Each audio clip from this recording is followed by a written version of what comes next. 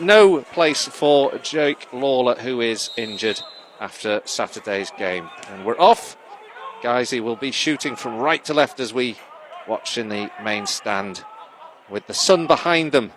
The Lions get the first touch with Will Longbottom on the halfway line, making a positive foray against a Blyth side that have had a difficult pre-season. Moving forward now with Umbeka finding a nice pass down the right-hand side to Lafudu. Lafudu's got a bit of space to work in. Edge of the area. Can he get across? He can. He whizzes it across. The goalkeeper comes across and makes a save. It's picked up by Thulis, who dinks the ball towards the goal and headed away. And Blyth survive the threat there. Oddenston into Lafudu. A little spin on the ball. Lafudu is blocked. Referee either doesn't give the free kick or gives the advantage. Guys, he still have it. Thulis with a little dummy allows Longbottom to collect. He can get a shot away. It's blocked well. Still not cleared though. The Lions looking very positive here in these early starts. Blyth looking shaky. Longbottom ball into the box. Oh, almost put into his own net there from Connor Panny. Good ball in there from Longbottom. Panny stretched, got a foot onto it. His studs sent it the wrong side of the upright from a Guiseley perspective and behind for a corner. 9 minutes gone, 0-0. Here come Blyth Spartans again down this left flank. Twisting and turning. Carrington plays the ball into Devidick's edge of the area. He's blocked, but there's another shot from range that comes in, and the first clear-cut chance that has to be forced behind the goal does come from Blyth Spartans. Guys, still have it. Oddenston, Lafudu looking lively down this right-hand side. Can he get a crossing? Goes down to the byline. Beats his man. Gets down to the byline. Takes the drag back straight against the defender. And then it goes into a follow-up shot that ricochets off and goes behind for a goal kick. Ball goes forward up to the halfway line. Lafudu takes a good ball out to the right-hand side. Great overrun here by Oddenston. He plays it into the box. Stretch there from Thulis. Just can't get the connection. And it goes agonisingly away and behind for a goal kick.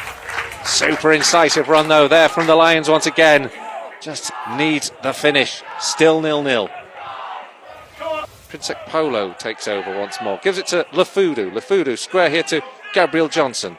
Beginning to find some connections between each other on the pitch. Brown now in here to Longbottom. Longbottom shots. Left foot just gets too much underneath it. Whacks the ball into the scoreboard, much to the grimace of Dave next to me. And as Guiseley can come forward now with Polo. Nice touch here, Lafudu running and dribbling past two now as he goes towards the edge of the area. Still goes, he's got players beginning to come around. So he gives it to Ollie Brown, who fizzes a shot that just goes over the bar. But that was a great run there from John Lafudu to find Ollie Brown. And when Brown saw he had half a sight of goal, there's only one thing on his mind. He just couldn't keep it down. It goes behind and it's still Guiseley 0. Blyth 0, 42 minutes gone. Put his head to it anyway. And that's the whistle for half-time. Guiseley have had lots of possession. Have teased and probed at the Blyth defence. They've held firm.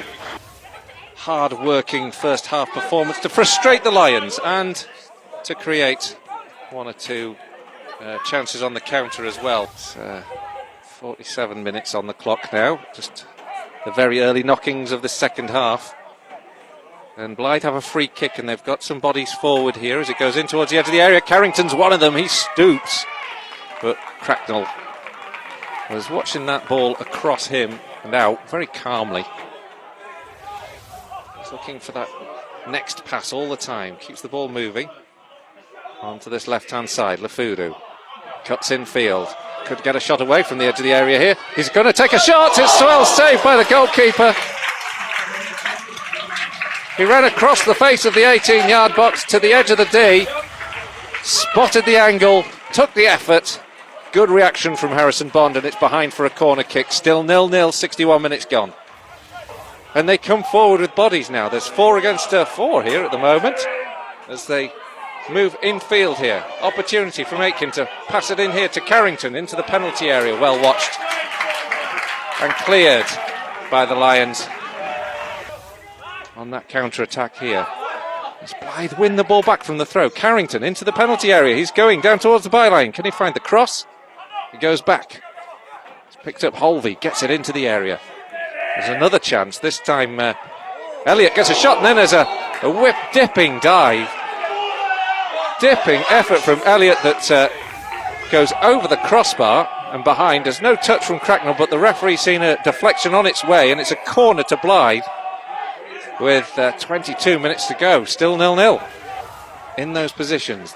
The wind and rain swirling around the ground now. The cross comes up from the left-hand side, and it's in towards the edge of the 6-yard box. It's comfortable for Cracknell to collect in the end. Oddenston now can set sail down the right-hand side, but he's held up. Good work there from Abrahart. The ball in the right-hand side. The ball in from Farrell. It's into the area, and then it's claimed by the goalkeeper. Lafudu collects. Now on the halfway line. Gets past one. Keeps running. Spin of pace now from Lafudu. Lafudu towards the edge of the 18-yard box is being fouled. And a free kick has been given. Kendall's got a 3-man wall there. Be a good way for him to announce his impact on the pitch, wouldn't it? Reece Kendall. He will drill this in, and he gets right underneath it. And it bounces off into the 3G. Didn't get that right. They've given John Lafudu man of the match today. Had to argue with that. Farrell now gets the ball in. There's Guiseley press here. Lafudu, could he cap it? Man of the match performance off with a goal. Emmett finds Lafudu towards the edge of the 6-yard box. He plays the ball across, and it's blocked, and it goes behind. It's a corner to Guiseley. The Lions just haven't had enough to be able to break down this defence. But they've still got time if they can muster one last chance here. Lafudu into stoppage time. Lafudu cuts inside from the edge of the area, plays it square. Leo Farrell with a shot, takes a deflection. It's behind for a corner, and that was really good work again from Lafudu. Leo Farrell looking willing to take a shot at any angle. Coming back from an offside position. Cracknell will play this one forward. We've perhaps got really maybe one last chance to get the ball into this Blyth penalty area. Jack Emmett makes a run down the left-hand side. Free kick. It's just on the edge of the area. It looked for a minute like it might have been inside the area from this angle, but you can't see the line. Scoreless. The free kick comes in. It's flicked away at the back post. There's a chance here for Mbeka to drill it back in. It's blocked well by the defence. We play on. Emmett, Mbeka on that right side is challenged. The ball's out of play. It'll be a Guiseley throw. 40 seconds over the 5. Still we go. One last chance. Kendall comes across. He'll launch this long throw into the box. Really needs a good delivery here if he can manage that. It's a long ranger he's got to muster up though here, Reece Kendall. If he can get it into the box, there are 4 or 5 to aim for. It goes up towards that near post, flicked on by Mbeka, and that's cleared. And the referee will blow time. Blow whistle, call time on this game.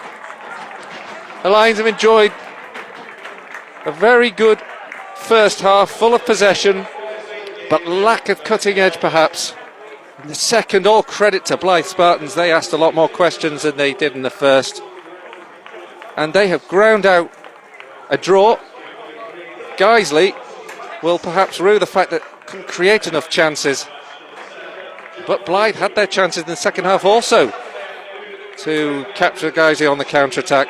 In the end, there wasn't to be a goal this evening, and it's finished Guiseley 0, Blyth Spartans 0. Yeah, I think that's the word, frustration. Thought first half we completely dominated the game, had total control of it, forced them back. You know, they had large spells of that first half where they've got 11 men in their own final third defending us. We've got in such good areas on numerous occasions, and our final ball, for such good play to get there, our final ball and decision making, our touch when we had opportunities to set ourselves for shots was so poor that it was such a contrast to the rest of the performance. Because I thought first half we were outstanding. You know, they barely laid a glove on us, but counts for nothing. You never then, half time comes, they're obviously going to make a few changes to counter what we did. You're never going to dominate a game like that for so long. We were a little bit sloppy start of the second half, couldn't get that same momentum.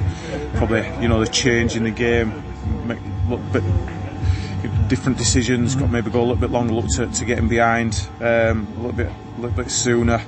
and we just didn't manage that. But decent side with decent players, aren't they? They showed that a little bit more second half, and it became a little bit more of an even affair second half. That said, we still had more than enough in and around the penalty area to carve out that chance, and then but yeah, just didn't manage to do it. And to dominate a game like we did, and come away with only a point and no goals, we've got to work on that. And because I think if you get that first goal tonight, I think that opens the floodgates. That turns into a 3 or 4. But we didn't credit to them. They hung in there, and don't think we were helped by the refereeing whatsoever. I've never seen, modern day football, if someone gets past you, you pull a shirt, pull them back, it's just an automatic yellow card. Well, that happened to Ollie Brown at Macclesfield, didn't it? Exactly that. Exactly, yeah, it is. And it's to take it out of the game, it's to stop that kind of... A number of times we were stopped on counter-attacks by shirt pull that you think, right, fair enough, it's a foul. No yellow card, and it just empowered them to just keep on doing it, and they kept doing it and getting away with it. And, if I see someone counter-attacking, I can pull his shirt back and I'm not going to get punished, but they're going to keep doing it, and that's what happened. It was bizarre. And then obviously at the end we have one where, was it inside, was it out? It was close, and the other night maybe you get them, but with this one tonight, didn't think we were. When I spoke to you after Macclesfield, you said it was a question of sort of getting some detail into the players. Do you think that was the same thing tonight? Because I mean, you mentioned the crosses, maybe not reading the runs. No, I think it was more execution tonight. I think when we got in there, I don't think it was the fact that we overhit passes. Lucas gets forward really well, works really well with Johnny. Got in, in that first half. It's just a 10-yard slide pass across to Jordan for a tap in, and he overhit it. Will Longbottom, he had a chance to set himself 15 yards out on his left foot. His touch just let him down. Gab's got one caught under his feet. There was some really, really good performances tonight. I thought Lucas were excellent. Will did a great job. Gab's first start for him really good.